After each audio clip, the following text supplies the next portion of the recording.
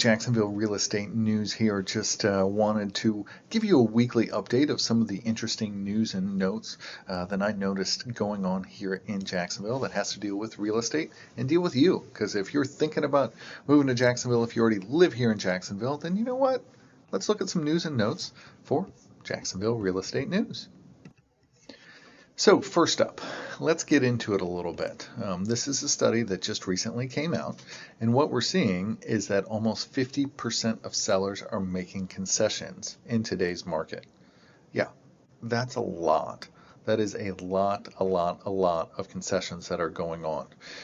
This study came out that said that nationally it's about 45.5%, slightly less than the two Florida metros noted. 41.7 in Miami, up from 31.8 in 41.3, up from 33.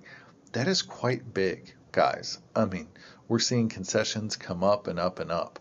The data isn't completely out on Jacksonville yet, but it's about the same. From what I'm seeing with people who are putting in offers, or we're getting offers coming in for the houses that we've got listed, we're seeing this. This is a very honest number that I really see thinking that can happen. Coming down here in the two Florida metros cited by the study, slightly fewer sellers are giving concessions. Miami 41.7%, up 31.8%. Overall change of 9.9%. 41.3 of sellers up from 33.3. 8 percentage points going up. And they bring up some really good points here. Concessions have become more and more common, and rising mortgage rates and higher home prices have caused many buyers to put their plans on hold, which motivates sellers to throw in freebies to attract buyers who remain. This is so true, guys. So true. Is we're seeing this happen all the time. Working on a contract right now with a wonderful customer, and she's a buyer, and we are able to get them to drop the price $10,000 and give $15,000 in repair concessions. That is unbelievable. This is happening day in and day out. If you're not seeing this, I mean, this is what we would see. The housing market was reversed itself over the past 2 years in 2020 2021. A surge in home buyer competition fueled rock bottom mortgage rates, but everything, the kitchen sink was thrown in to win the listing. Today, the market is more balanced, with buyers in some areas are in the driver's seats. Let's go down here. Buyers today are way more demanding and selective. Completely true for all of my sellers out there. You need to hear this. Buyers are way more demanding, and they are in the driver's seat, at least here in Northeast Florida. It's happening. It is changing.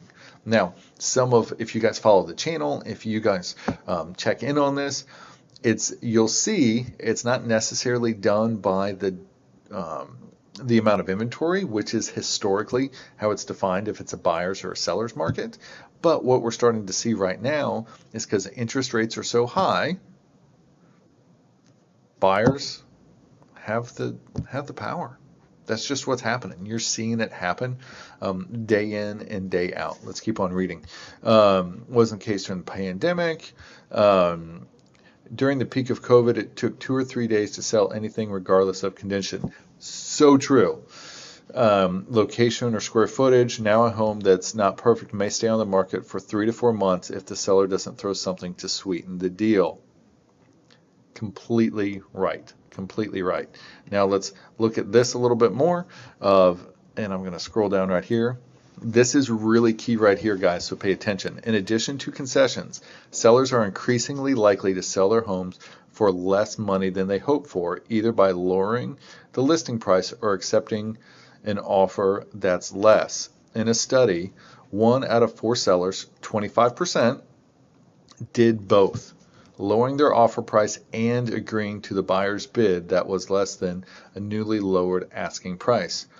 1 out of 5 cut the listing price and also offered a concession. And more than 1 out of 10 sellers, 13%, cut the listing price, accepted an offer that was even lower, while also offering the buyer some type of concession. Did you hear that? I mean, prices are coming down. Buyers are more in control than they have been in years, guys.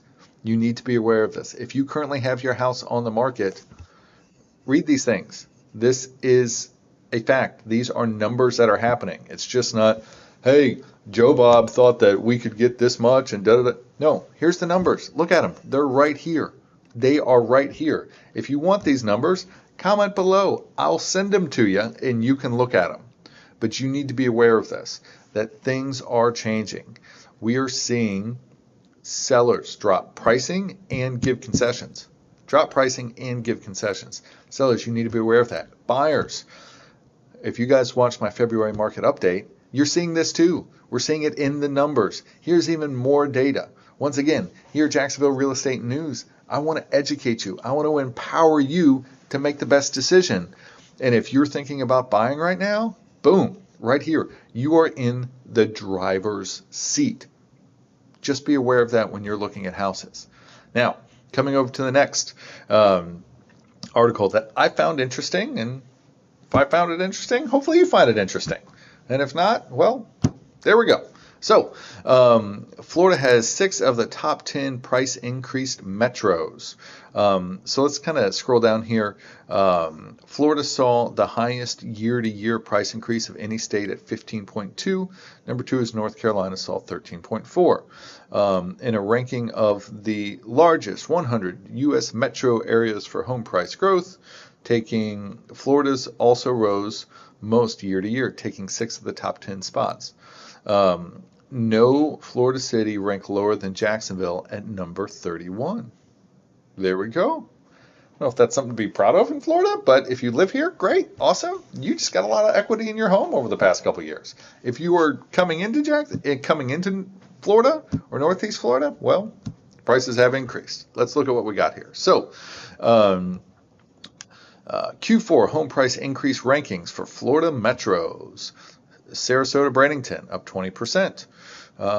Fort Lauderdale, West Palm, Orlando, Kissimmee, depending on what you prefer. Cape Coral, Fort Myers, Tampa, St. Pete, Miami, Miami Beach, and then boom, down here at 31%. We're going to talk about this because you know what? It's Jacksonville Real Estate News. We're not going to talk about any of these other places. Let's talk about Jacksonville.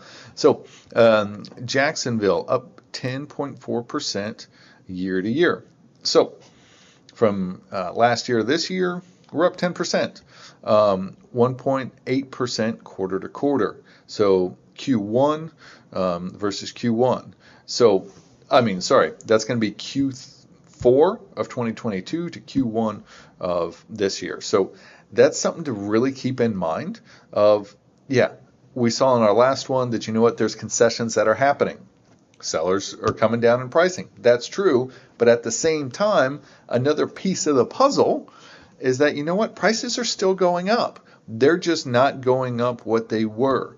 If we go back and look at last year at this time, this was probably closer to like 20%. I mean, it was just moving and grooving, guys. So prices are coming down from the growth that they were doing, but also at the same time, they're up year to year. So the market is starting to balance. Once again, if you're following the channel, you've heard me say this 1,000 times. Prices are starting to balance. And then those are the big things that I want to go over in this one. Let's go to our next article. This was a real funny one that I saw come across. Florida's tax burden, one of the lowest in the U.S. Now, that's not funny. That's a good thing to know. But here's why I found this funny. California Governor Newsom says his state is well worth the price compared to Florida. But analysis finds that Florida at number 45 for overall tax burden, while California is number 9. Yeah, I've lived in Florida for over 20 years. I love the tax burden here. I love everything that it provides. And I came across this and thought that it was quite interesting. Let's scroll down a little bit more and get some more information here. Here are the 2 ways of California's tax burden. And I've helped a lot of people from California move to Florida. literally just for this reason. No other reason than taxes. Taxes, taxes, taxes. There are two ways to view California's tax situation. Its combined local and state tax, according to Wallet Hub, is, 8.97. Florida's combined rate is 8.21. Texas is 12.73. The real estate taxes in Texas are the sixth highest. There we go, about 4,200 on average. California's ranks 36. Florida's taxes are lower. Here we go. Florida's taxes are lower than California's, mostly because they do not impose an income tax. Here we go. Income tax, vehicle property tax, whereas California does. So that's just something I just found that interesting. If you're coming to Florida, you're going to get a lower tax rate, and you know what? That's why people move here. It's because there's no income tax. So come on down, join the party. Finally, let's look at this. I just wanted to put out something fun that here in Jacksonville, and this is from Jacksonville Daily News. We're getting a soccer stadium here in the great city of Jacksonville. If you look over it's probably going to be somewhere right over here. Right over there. So if you look at this, we're getting a new soccer stadium. Yes, we did have a soccer team. For those of you who were like, what's going on? They have a soccer team? Yeah, we got a soccer team. So if you get here, it's called the Armada Soccer Stadium. It just passed that the council agreed to sell 5 acres of property north of the Matthews Bridge. That's one of the bridges here in Jacksonville, to the owner of the Jacksonville Armada, and they are going to build the soccer stadium. You get reports kind of scrolling down here a little bit more. It has to have a minimum of 2,500 seats, a 25,000 square foot office building, and 100 parking spots by July of 2025. This is going to be really, really big. I'm going to do another video on all the stuff going on down in downtown Jacksonville. I think it'll really, really give you guys some insight of what's happening. The billions, like with the B, billions of dollars that's being spent here in Jacksonville. I think you'll really like it. I think it's really, really cool and exciting. The thing that I found exciting is that they're planning it's required that they have 2,500, but you're going to get about 10,000 seats in this new soccer stadium. That's going to be really, really big for downtown Jacksonville and all the growth that's happening.